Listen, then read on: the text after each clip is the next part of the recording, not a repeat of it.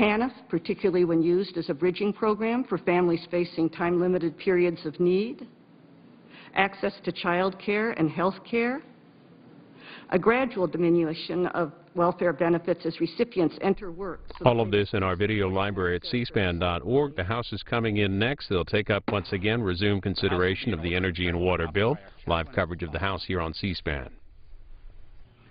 Let us pray. Loving and gracious God, we give you thanks for giving us another day. We ask today that you bless the members of this assembly to be their best and most faithful servants of the people they serve. Purify their intentions, that they will say what they believe and act consistent with their words. May they be filled with gratitude at the opportunity they have to serve in this place. We thank you for the abilities they have been given to do their work to contribute to the common good. May they use their talents as good stewards of your many gifts and thereby be true servants of justice and partners in peace. As elections across our nation highlight the competition of ideas, grant that those who sit in the people's house will place the good of our nation and its citizens above political gain. It is a difficult task. All the more, it is why we ask your grace during these days. May all that is done be for your greater honor and glory. Amen. The Chair has examined the journal of the last day's proceedings and announces to the House his approval thereof. Pursuant to Clause 1 of Rule 1, the journal stands approved. The Pledge of Allegiance will be led by the gentleman from South Carolina, Mr. Wilson. Everyone, including our guests in the gallery, please join in. I pledge allegiance to the flag of the United States of America and to the republic for which it stands, one nation under God, indivisible, with liberty and justice for all. The Chair will entertain requests for 1-minute speeches. For what purpose does the gentleman from South Carolina seek recognition? Speaker, I ask unanimous consent to address the House for 1 minute, revise and extend my remarks. Without objection. The gentleman is recognized for 1 minute. Mr. Speaker, the President's policies are failing our families and destroying jobs. Since the President was sworn into office on January 2009, our citizens have lost a net of 740,000 jobs, as was discovered on Friday. For the past 40 months, the unemployment rate has remained above 8%. Sadly, during the month of May, this rate increased from 8.1% in April to 8.2%. The biased liberal media can no longer conceal the truth of the President's failed policies. And to make matters worse, if the number of Americans who want to work but have stopped looking for a job and those who are forced to work part-time were factored into the equation, the real unemployment rate would rise to 14.8%. House Republicans have passed over 30 bipartisan bills which would promote job creation. I urge my colleagues in the Senate to take immediate action on these pieces of legislation and help put American families back to work. In conclusion, God bless our troops, and we will never forget September 11th and the global war on terrorism. For what purpose does the gentleman from Ohio seek recognition? Good afternoon, Mr. Speaker. I request permission to address the House for 1 minute. Without objection, the gentleman is recognized for 1 minute. This year marks the Diamond Jubilee, the 60th year of Queen Elizabeth II's reign as monarch of the United Kingdom. As our closest relation, it's only fitting that we join the United Kingdom in celebrating the Queen's Diamond Jubilee. Queen Elizabeth II's coronation as Queen was on June 2, 1953, when she was just 25 years old, following the death of her father, King George IV. Her Majesty is the second longest-serving monarch in British history. She's conducted regular meetings with every British Prime Minister since Winston Churchill. She serves as a patron of over 600 charities. Over the last 60 years, she's conducted 261 official visits to 116 different countries. She's received 8 presidents of the United States and made 5 state visits to the U.S. Last year, she became the first British monarch since 1911 to visit the Republic of Ireland, a significant and historic move for peace and reconciliation. Throughout decades of change, Her Majesty Queen Elizabeth II has served as a constant and steadfast presence in the United Kingdom and the world. I ask my colleagues to join me in congratulating and celebrating Her Majesty's Diamond Jubilee. Thank you. For what purposes does the gentleman from Pennsylvania seek recognition? Without objection. Mr. Speaker, in today's Wall Street Journal, Dr. Stephen Greer relates his disastrous experience trying to review grants for a program created by Obamacare. The Center for Medicare and Medicaid Innovation will hand out more than $10 billion in the coming decade. Dr. Greer was one of the chairmen overseeing panels of outside experts who were supposed to review grants for projects to train new types of health care workers. The team had only 2 weeks to review applications that ran more than 100 pages. Among other things, work was lost to poor computer systems, leading some panelists to quit in disgust. Dr. Greer himself quit after his complaints went unanswered. Despite the problems, the money went out the door. $1.9 million to George Washington University project that only saves $1.7 million. $4.5 million to a San Antonio project that only saves $5 million, and $5.8 million for the University of Chicago to create 80 jobs.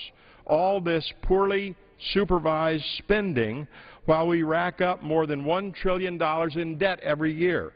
More evidence that our debt problem is a spending problem. I yield back.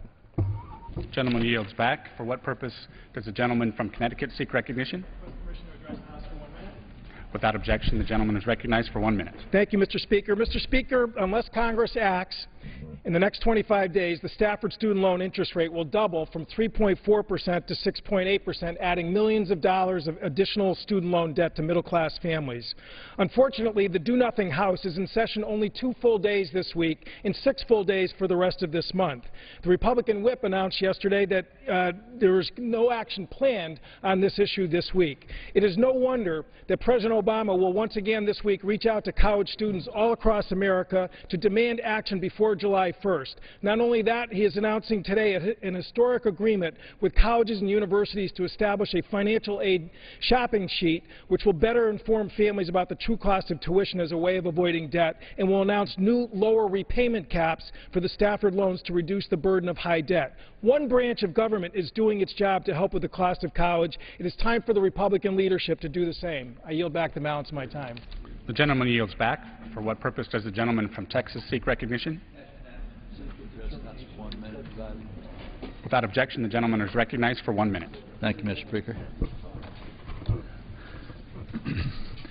Now, more than ever, the President and Congress need to cut spending and pass legislation that promotes job growth. Instead, the government is just months away from enacting a job-killing tax on medical devices that will drastically harm our nation's medical industry.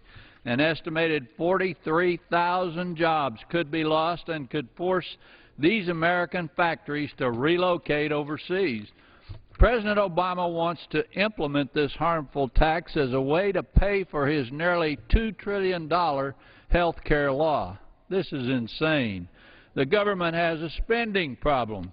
American taxpayers shouldn't have to foot the bill for the disastrous law, and businesses shouldn't have to fork over more of their money to pay for Washington's reckless spending spree. It's time to promote real solutions. Let's cut spending, repeal Obamacare, and protect hardworking taxpayers from these destructive taxes. Americans want, need, and deserve real solutions, and we can take action now and vote this week to eliminate this tax. Yield back. Gentleman yields back. For what purpose does the gentleman from Texas seek recognition? Mr. Speaker, I ask unanimous consent to rise, address the House for 1 minute, revise and extend my remarks. Without objection, the gentleman is recognized for 1 minute. Mr. Speaker, the current health insurance system has essentially insulated people from the actual cost of medical care that they receive. But maybe by pulling back the curtain on these opaque areas of the health care market, over time we could lead to the development of a more rational pricing structure, at least from the consumer's perspective. Once we understand the actual cost, then we can begin to make effective changes leading to fair physician reimbursement, appropriate patient billing, and better medical services. To that end, the Healthcare Price Transparency Act of 2012, H.R. 5800, is bipartisan legislation that is a long-term solution to runaway medical costs. The bill calls upon states to establish and maintain laws requiring a disclosure of information on hospital charges. This means that state law will require health insurance providers to give patients an actual dollar estimate of what the patient must pay for health care items and services within a specified period of time. It's common sense legislation. It's far past time for us to do it. I encourage members to join me in co-sponsoring H.R. 5800. Let's get it done. I yield back. The gentleman yields back. For what purpose does the gentleman from Texas seek recognition? Without objection, the gentleman is recognized for 1 minute. Mr. Speaker, last month, 43 Catholic institutions across America joined together to defend the First Amendment and filed a total of 12 lawsuits against the administration in order to protect the right to freedom of religion on behalf of all Americans. This is the most significant religious lawsuit in U.S. history, and Christian leaders all across America have joined in support of these Catholic institutions. Despite the unprecedented and historic nature of this event, the national media largely ignored it. The Catholic institutions filed a lawsuit due to new Obamacare regulations that force some religious institutions to pay for coverage of anti-abortion drugs regardless of the employer's religious and moral objections. How can the liberal media ignore 12 different lawsuits being filed in federal courts that each charge the administration with violating the First Amendment right of freedom of religion? The liberal national media continues to show their bias by their scanty coverage of this historical event. The chair lays before the House a communication. The Honorable the Speaker, House of Representatives, sir. This is to notify you formally, pursuant to Rule 8 of the Rules of the House of Representatives, that I have been served with a trial subpoena for ad testificandum issued by the State of Indiana's Delaware County Circuit Court No. 4. After consultation with the Office of General Counsel, I will determine whether compliance with the subpoena is consistent with the privileges and rights of the House. Signed sincerely, Carrie Predex, Constituent Services, Congressman Mike Pence. For what purpose does the gentleman from New Jersey seek recognition? Mr. Speaker, I ask unanimous consent that all members may have 5 legislative days in which to revise and extend their remarks and include extraneous materials on the further consideration of H.R. 5325, and then I may include tabular material on the same. Without objection. Just read this. Pursuant to House Resolution 667 and Rule 18, the Chair declares the House and the Committee of the Whole House on the State of the Union for further consideration of H.R. 5325. Will the gentleman from Nebraska, Mr. Smith, kindly take the chair?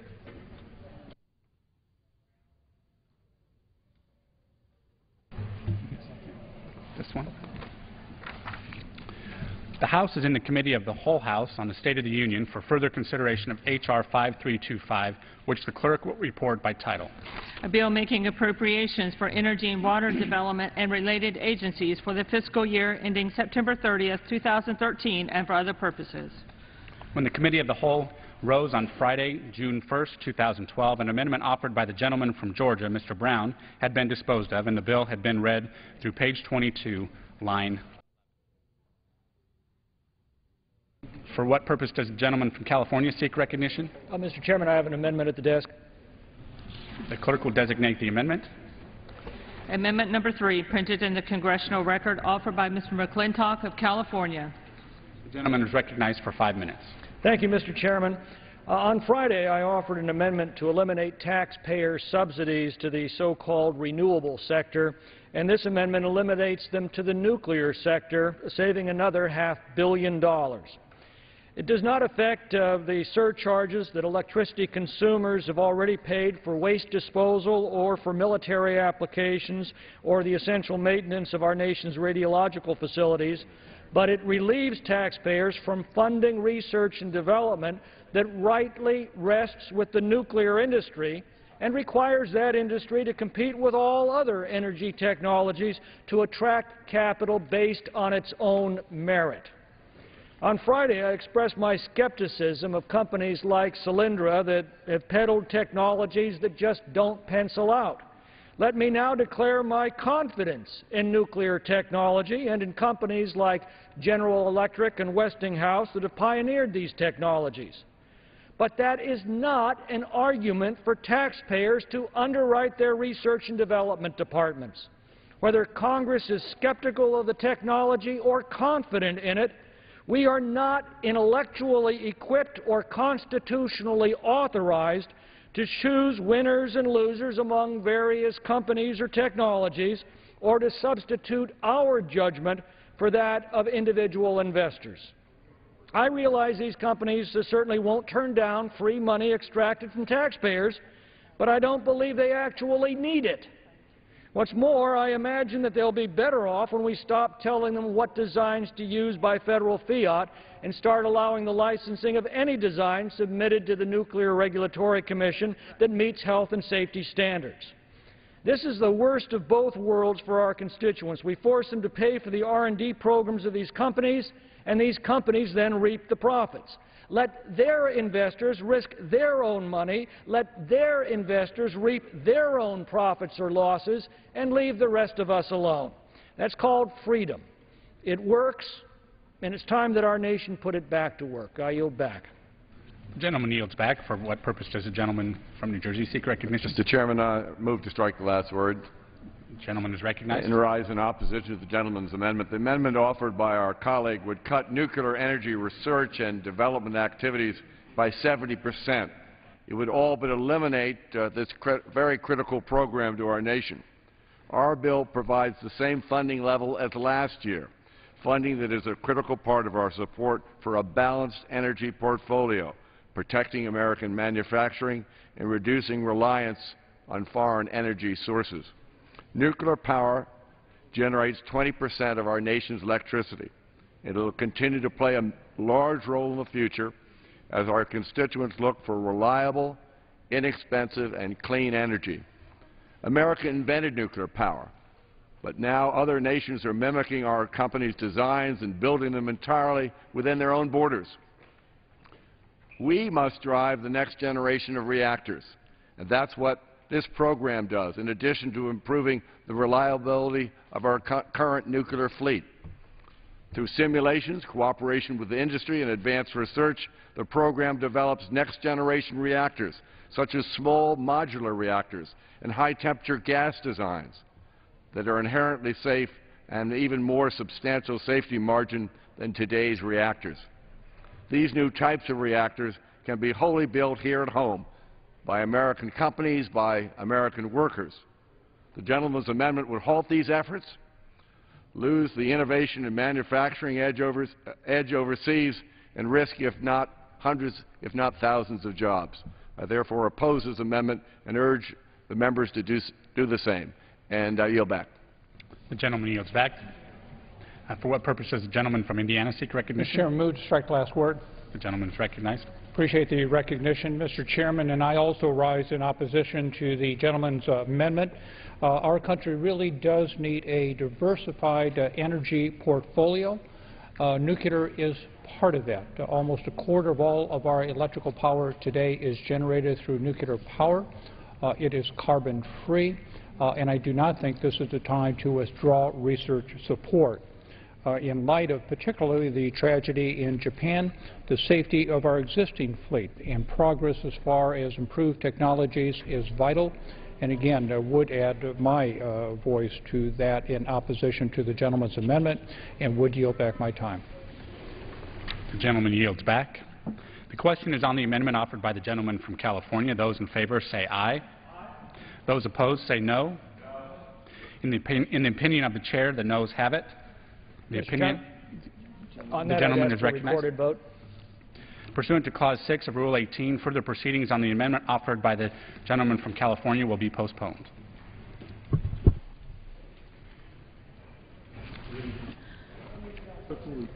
Clerk will read.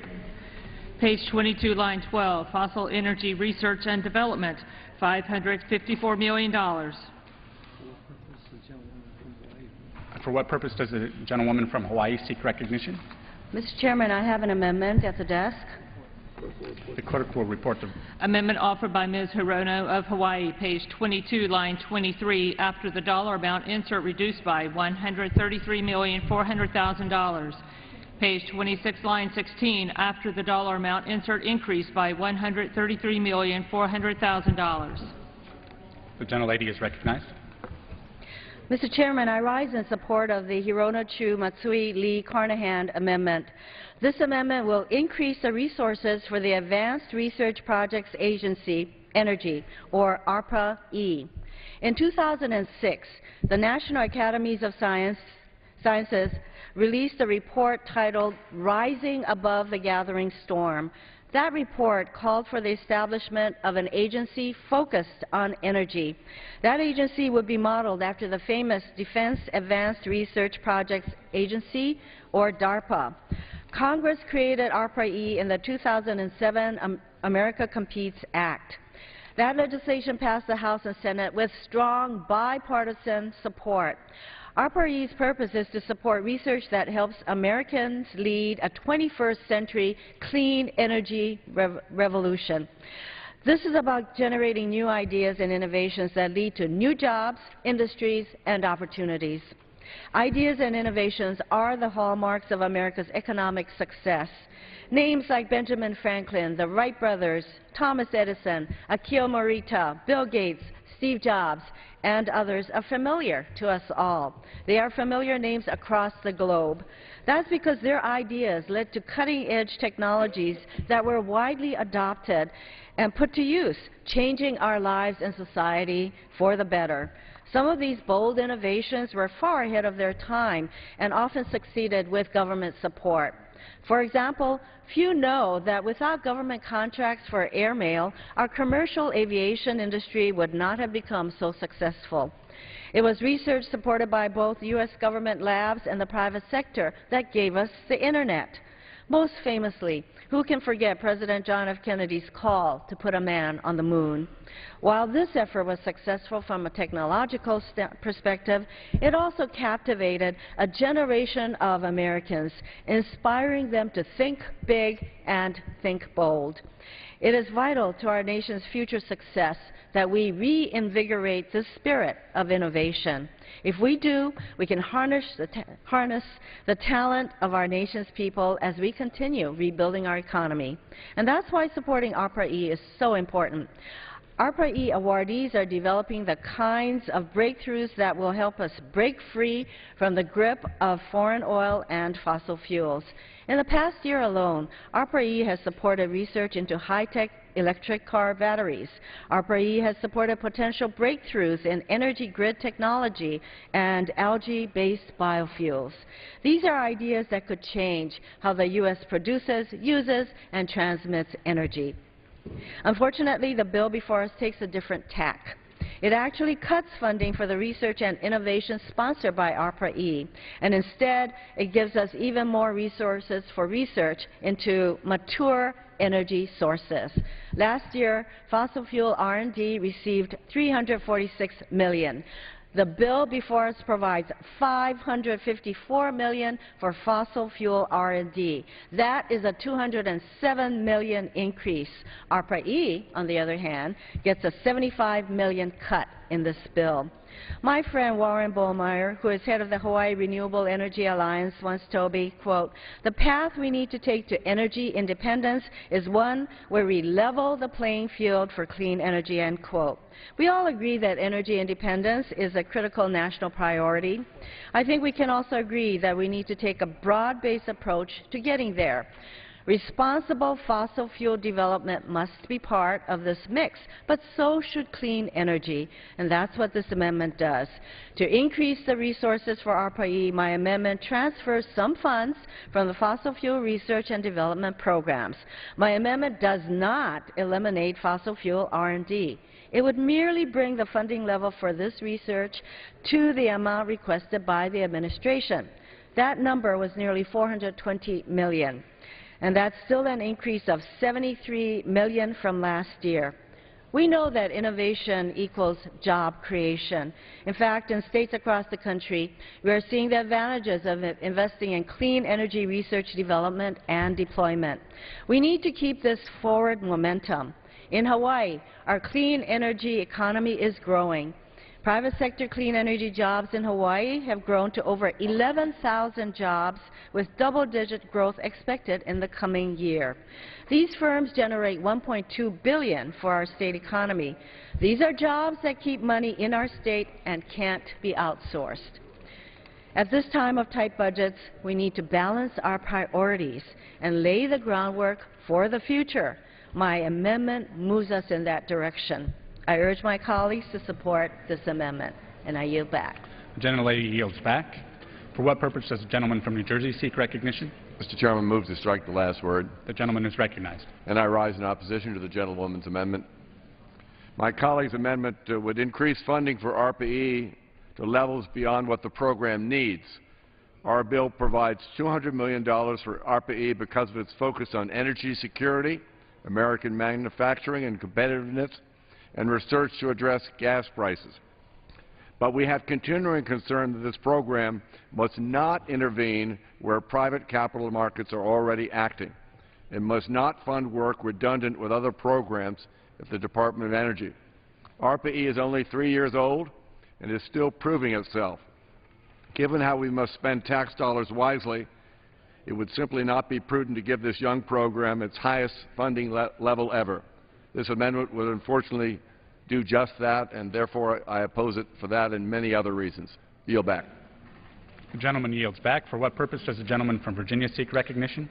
Mr. Chairman, I move to strike the last word. The gentleman is recognized for 5 minutes. I thank the Chair. I rise to join my colleagues in support of this amendment to restore funding to the Advanced Research Projects Agency for Energy, known as ARPA-E. In the report language for this bill, the committee's majority correctly notes that projects funded by ARPA-E are capable of significantly changing the energy sector to address our critical economic and energy security challenges. This agency is funding research to advance more efficient power transmission, energy storage, transportation fuel alternatives, energy-efficient buildings, and so much more. So it's puzzling that the committee would then recommend reducing funding for activities promoting American energy independence by 27%, compared to current funding on 43% below the President's reasonable request. It's thanks to our strategic investments in R&D that we have captured the full benefit of American ideas and innovation through partnerships with higher education community and the private sector. More than half of the nation's economic growth since World War II can be traced to science-driven technology research and innovation that has stemmed from that partnership. It was central to our ability to capitalize on the space race in the 1960s, and since then the magnitude of research supported by the federal government has actually grown and revolutionized healthcare, transportation, the digital economy, and yes, energy delivery and efficiency. For example, a federal energy grant at Georgia Tech evolved into a private company, Suniva, that manufactures solar energy cells that are cost competitive with fossil fuels. In fact, the company technology was named the world's best commercially applied innovation in 2010. So it's unfortunate to see the majority continue a pattern of disinvestment in basic research, which typically yields a 2-to-1 return on investment. Cuts like this actually wind up costing our country in the long run. The real question is who's going to fill that gap if we start to retreat on this historic partnership. The answer are foreign competitors. It's already happening, Mr. Chairman. More than half of U.S. patents were granted to foreign companies in 2009. China is now the world's leading high-tech exporter, and we rank 27th for the number of graduates with science or engineering degrees. On a related note, I'd highlight another issue where the majority is paying lip service to the need to address the shortage of American scientists and innovators. The report language correctly expresses concern with the long-term science, technology, engineering, and math workforce development pipeline, particularly for underrepresented minority students. Yet, the majority then continues to underfund the very programs aimed at supporting strong teachers and scientists to recruit and train the next generation of innovators. Mr. Chairman, we need to invest more, not less, in these federal research partnerships. I urge my colleagues to restore these vital funds so we can continue to nurture promising industries, provide entrepreneurs with skills and capital, and allow American companies to be globally competitive and help American workers get jobs. I yield back. The gentleman yields back. The question, for what purpose does the gentleman from Indiana seek recognition? Last word. The gentleman is recognized for 5 minutes. Chairman, I appreciate the recognition and rise in very reluctant opposition to the gentle lady's amendment as well as remarks issued by the gentleman from Virginia.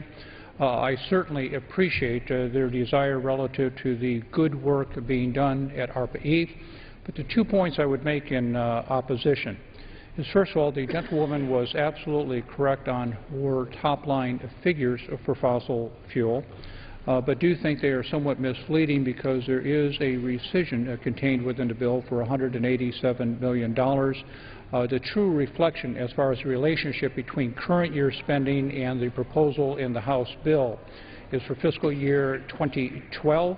Fossil fuel is at $534 million. The proposal in the subcommittee mark in the committee reported bill is $554 million.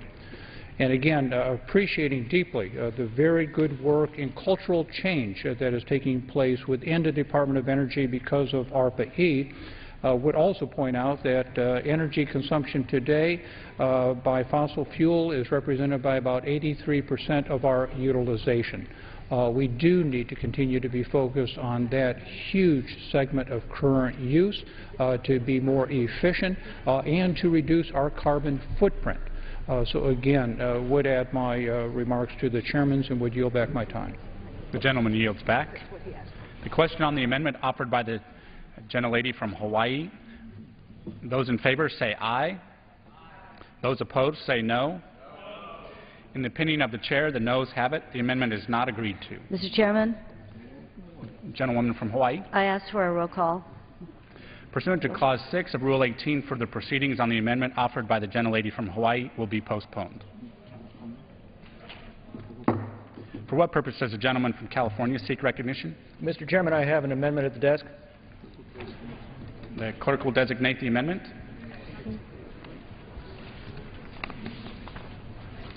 Amendment number 4, printed in the Congressional Record, offered by Mr. McClintock of California. The gentleman is recognized for 5 minutes. Mr. Chairman, I believe it's number 5.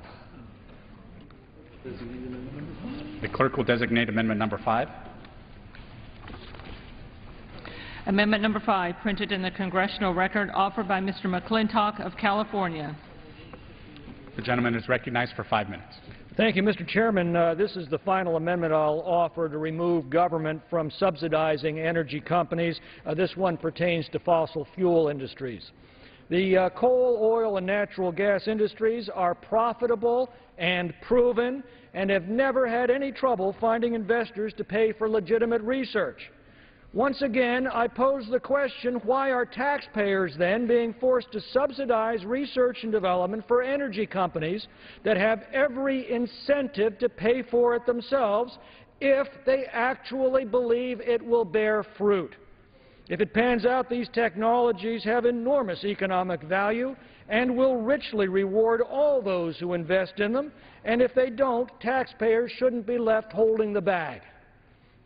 Today, the fossil fuels industry has opened a new chapter of clean, cheap, and abundant natural gas recovery through horizontal drilling and hydraulic fracturing, a process developed almost entirely through private capital. Our dismal energy situation today is not because of not enough government. It is because of too much government, and the American people have finally figured that out. We have done enormous damage not only to our energy policy, but to our entire economy by subsidizing inefficiencies, hiding true costs, and slanting the competitive field. If left alone, Prices convey an entire world of data. Embedded in the price of your local gas station is information on political conditions in the Middle East, refinery capacity in Benicia, bribery rates in Venezuela, and what the guy down the street is selling it for, to name just a few. Accurate prices are essential for consumers and investors to make rational decisions about the highest and best use of their dollars. When government interferes in these decisions through subsidies, it corrupts the data that's necessary to assure that every dollar in the economy is spent to its highest and best use. So it's not just the cost of these subsidies to taxpayers, it's the misallocation of resources that those subsidies cause. And that's perhaps the most serious drag of all on our economy. When government plays this game, risks are masked, inefficiencies go undetected and uncorrected, capital flows from productive to non-productive use, and perhaps most dangerous of all in a free society, the government begins picking winners and losers. The productive sector becomes more and more beholden to government and less beholden to its own customers. Now, I am told on generally reliable authority that this is what Republicans are supposed to believe in. This Republican House needs to be true to those beliefs and true to the voters who elected us because of those beliefs. I yield back. For what purpose does the gentleman in opposition, Mr. Chairman? The gentleman is recognized for 5 minutes. The Obama administration has not been shy about its desire to wipe out our nation's use of fossil energy resources. Mining permits in Kentucky and eastern America have ground to a halt. Oil and gas leasing on federal lands and our outer continental shelf stagnant. Onerous regulations are shuttering power plants, and EPA officials have gone on the record expressing a desire to crucify the fossil industries which have been the backbone of our energy security for decades and continues today. And how does this administration propose to fill the gaping hole they've left in our energy security? By throwing billions of taxpayer dollars down a black hole at pie-in-the-sky renewable pet projects like Solyndra. I agree with my colleagues that we must balance the expansion of conventional fuels, coal, natural gas, oil, and nuclear, to provide energy today, with investment into renewable energies to power our future. And that's exactly what the underlying bill seeks to do, Mr. Chairman.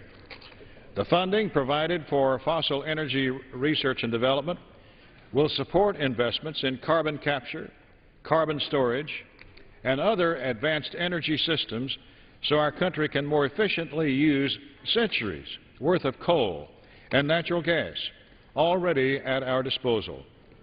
Meanwhile, we continue to support reasonable levels in the EERE account that has seen exponential increases in recent years. The President's energy strategy yields neither savvy investments for the taxpayer, nor does it strengthen our energy security or our economy. Seen in tandem with the EPA's onerous utility regulations and deliberate delay to energy production permits, any cuts to fossil energy research are part of a pincer movement designed to drive fossil energy from the marketplace. The results will be spiking energy costs, greater reliance on foreign sources of energy, and lost jobs. As a result, Mr. Chairman, I urge a no vote on this amendment. Yield back. The gentleman yields back.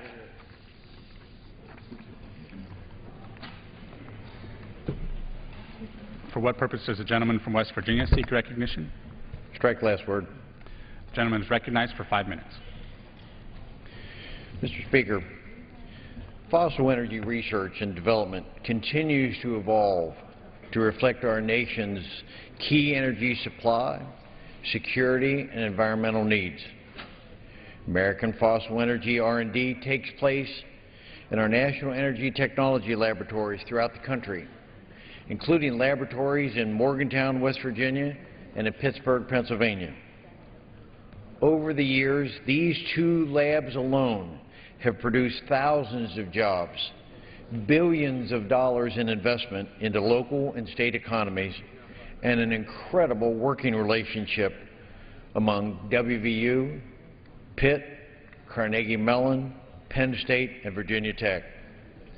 Just to point out the importance of fossil energy R&D funding to the gentleman's home state of California, in 2011, over 200 projects were developing in California. This research provided $1.6 billion in funds being brought into that state, along with over 7,600 jobs. In Hawaii, there were over $36 million spent in research involving nearly 300 jobs. Fossil energy R&D has led the research to significantly reduce acid rain, as well as in other advanced pollution controls and mercury emission reductions, and has led and or conducted research that created technology used in 75% of our nation's largest coal power plants. Today, fossil energy R&D continues to lead the nation's efforts in carbon capture, sequestration, and utilization, and has led efforts in combustion and turbine R&D that led to substantial increases in power plant efficiencies and reductions in power plant emissions. Simply put, the research through this program focuses on developing affordable, safe, and clean mechanisms to enhance and utilize our domestic fossil energy resources in the most efficient manner. If this amendment passes, Congress will not be able to ensure our nation of job security, job retention, and growth, and the ability to meet our ever-increasing energy needs. Not only would this amendment destroy nearly 90,000 jobs, 2,100 research projects, and over $18 billion in investments, but it would harm our educational institutions and the students, scientists, and professors who work in our national energy laboratories. I urge all of my colleagues to oppose this amendment and continue to support our domestic fossil energy initiatives. I yield back my time. The gentleman yields back. For what purpose does the gentleman from Indiana seek Chairman, recognition? moves to strike the last word. The gentleman is and rise in recognized for 5 opposition minutes. to the gentleman's amendment for the very reasons I espoused briefly before relative to the gentlewoman from Hawaii's amendment, and would I yield back my time. The gentleman yields back. The question is on the amendment offered by the gentleman from California. Those in favor say aye. Those opposed say no. In the opinion of the chair, the noes have it. The amendment is not agreed Mr. Chairman, to. The gentleman from California. on that I'd ask for a recorded vote. Pursuant to Clause 6 of Rule 18, further proceedings on the amendment offered by the gentleman from California will be postponed. For what purpose does the gentleman from Virginia seek recognition? Mr. Chairman, I have an amendment at the desk. The clerk will report. Amendment offered by Mr. Connolly of Virginia, page 22, line 23, after the dollar amount, insert reduced by $25 million. Page 56, line 24, after the dollar amount, insert increased by $25 million. The gentleman is recognized for 5 minutes. Mr. Chairman, at a time when we should be working together to find ways to save taxpayer money and reduce the deficit, this bill proposes to waste millions of dollars on research into inefficient and highly polluting energy extraction process known as oil shale. For 100 years, oil shale advocates and big energy companies have been selling us the promise of cheap energy through oil shale. Despite those efforts, no company has been able to deliver on that promise. It's time to end the sham and stop wasting taxpayer dollars.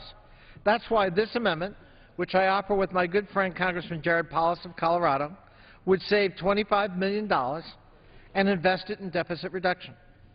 Despite what some in the industry might claim, oil shale development won't produce affordable American energy or jobs.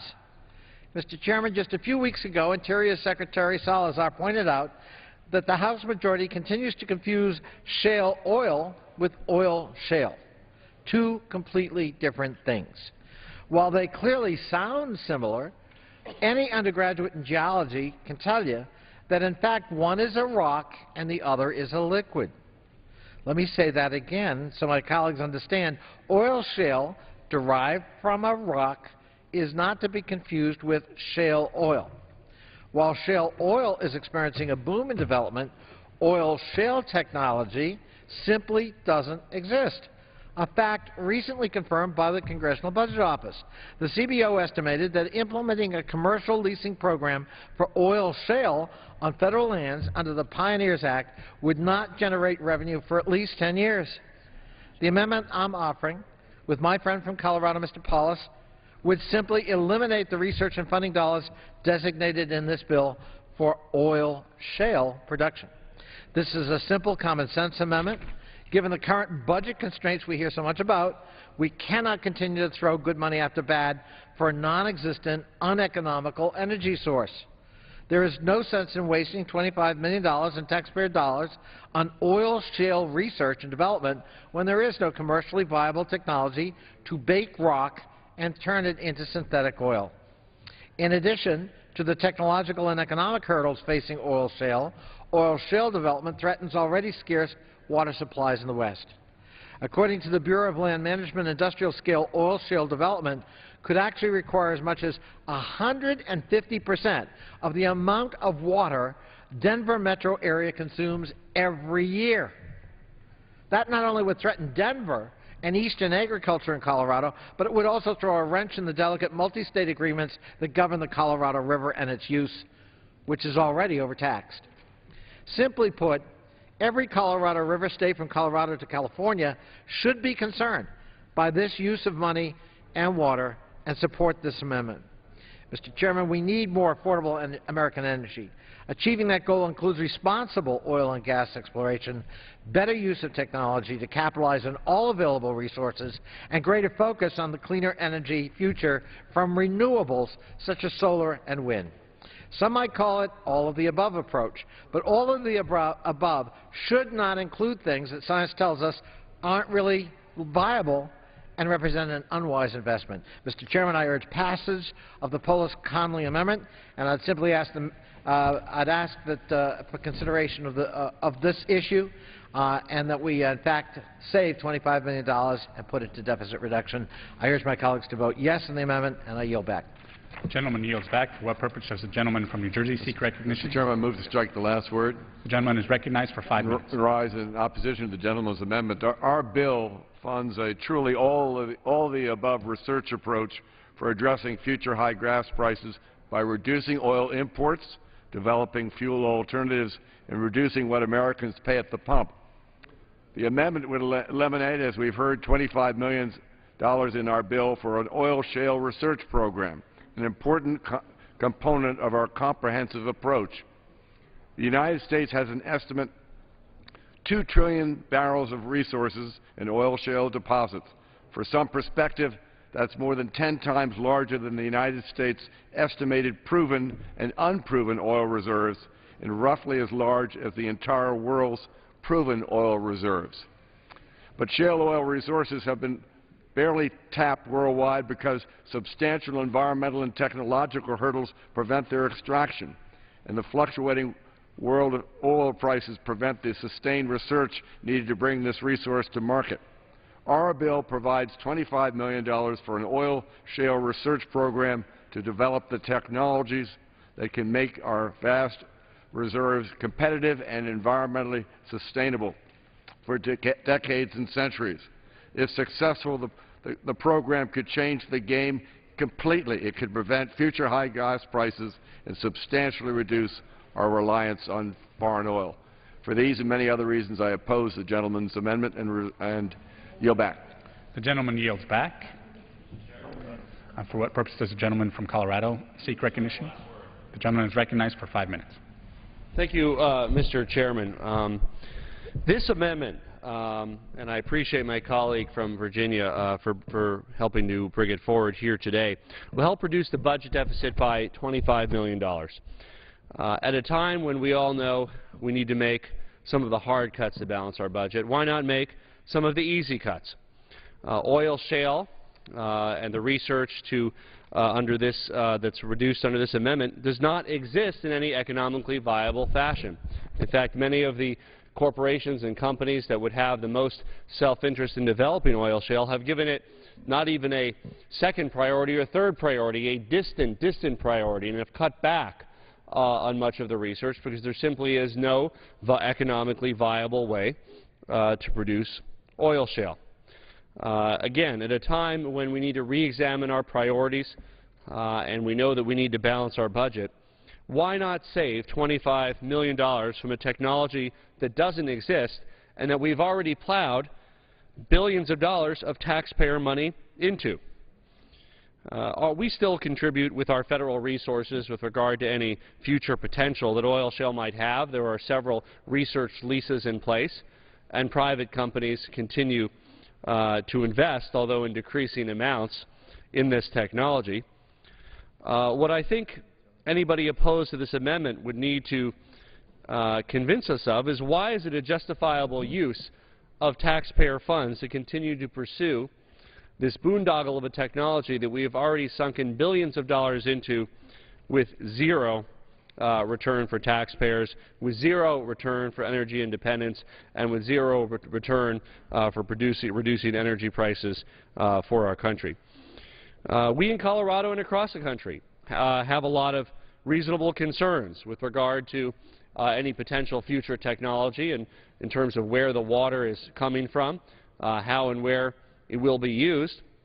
But fundamentally, for a prospective technology that is locally problematic in affected areas, why does this bill continue to invest good money after bad, to continue to throw another $25 million down the billion-dollar hole that has been pursued and talked about for over a century? The technology to in an economically viable way extract oil shale simply does not exist. My amendment would save $25 million, reduce the deficit, allow private research to continue, and make sure that we continue in all of the above approach to energy independence and reducing gas prices for our country. I urge strong support of the Connolly-Polis amendment, and I yield back the balance of my time. The gentleman yields back. For what purpose does the gentleman from Indiana seek recognition? Chairman, I move to strike the last word. The gentleman is recognized for 5 minutes. Appreciate the recognition and rise in strong support of the gentleman's amendment.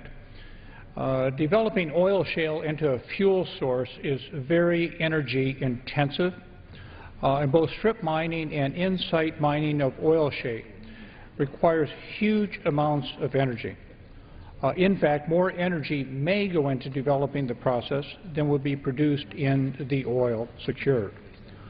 Oil shale development is projected to have a dramatic effect also, as was mentioned during the debate, on water supplies. This water would further stress already over-allocated water in the West. And oil shale development also poses a potentially serious threat to water quality. The process of transforming the kerosene in shale into oil leaves behind salts and numerous toxins, water-soluble chemicals that could leach into groundwater that is the source of much of the region's surface water during the critical time when flow is lowest. Flushing these chemicals from the oil shale production zone, as several companies have proposed, would also create huge volumes of highly saline water that would require further treatment. The technical feasibility of isolating and treating contaminated groundwater has not been demonstrated. The proposed development of this resource will create major new demands on the energy grid as well. By some estimates, the new power plants needed to support a 1 million barrel per day oil shale industry, and we believe that is a low end of DOE's projections, could emit 105 million tons of carbon dioxide every year. That's about 80% more than was released by all existing electric utility generating units in the states of Colorado, Wyoming, and Utah in the year 2005. The spent shale that remains after processing is also not an easy problem, and it will not go away and potentially represents between 90 to 95% of the material that is mined. The nation already has a legacy of sites that we cannot afford to adequately clean up today. We should not add to this legacy.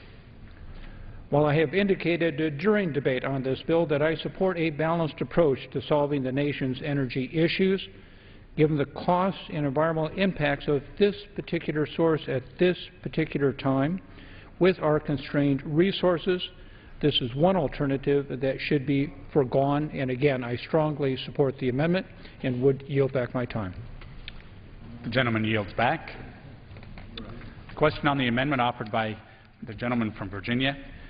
Those in favor say aye. Aye. Those opposed say no. No. In the opinion of the chair, the ayes have it. Mr. Chairman. Mr. Chairman, on that, I would request Gentleman from New Jersey is recognized. Roll call vote, please. Pursuant to Clause 6 of Rule 18, further proceedings on the amendment offered by the gentleman from Virginia will be postponed.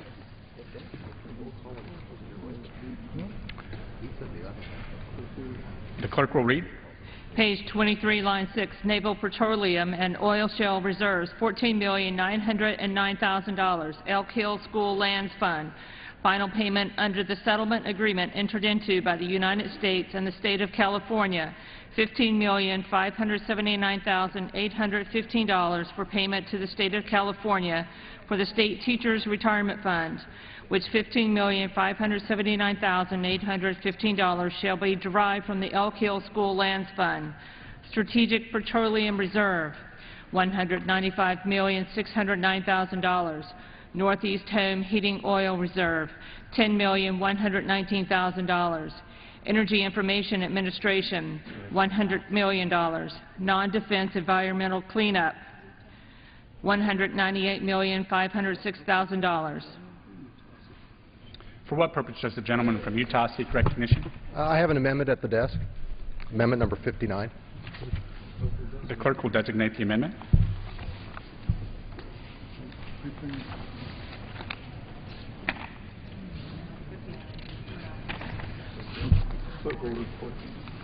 The clerk will report the amendment. Amendment offered by Mr. Matheson of Utah, page 25, line 5, after the dollar amount insert increased by $9,600,000. Page 30, line 5, after the dollar amount insert reduced by $9,600,000. The gentleman is recognized for 5 minutes. Well, thank you, Mr. Speaker.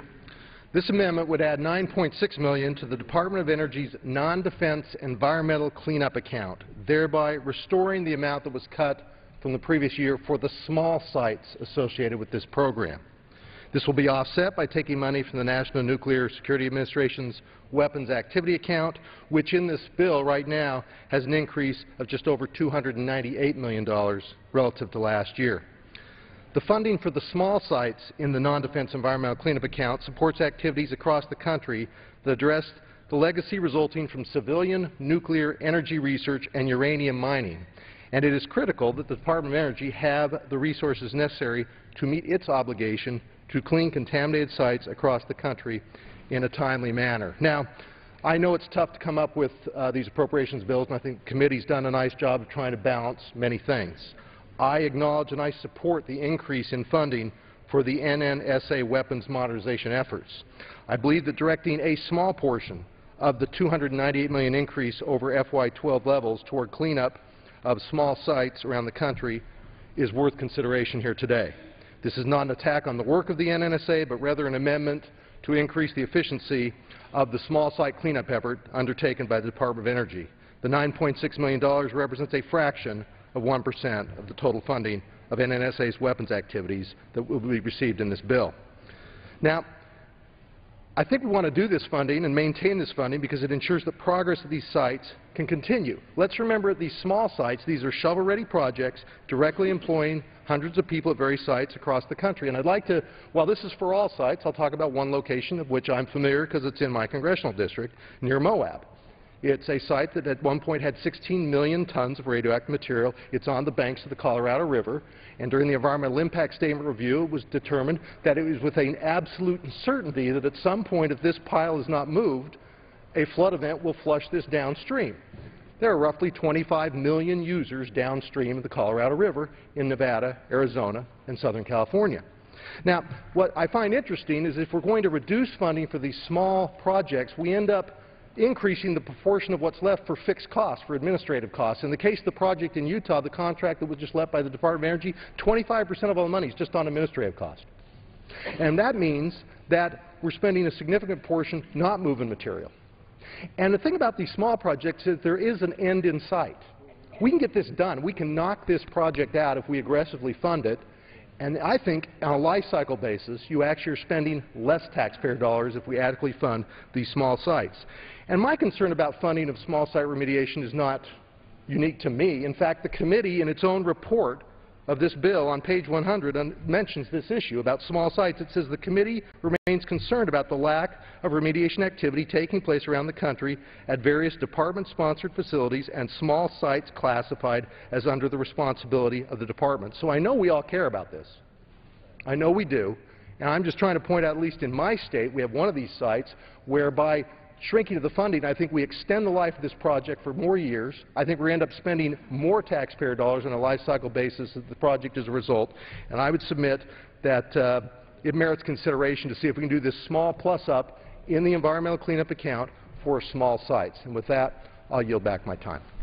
Gentleman yields back for all purpose. Gentleman from New Jersey, rise. Move to strike the last word. Gentleman's recognized for 5 minutes. Mr. Chairman, I rise in opposition to the amendment, but I do appreciate my colleagues' advocacy for removing uranium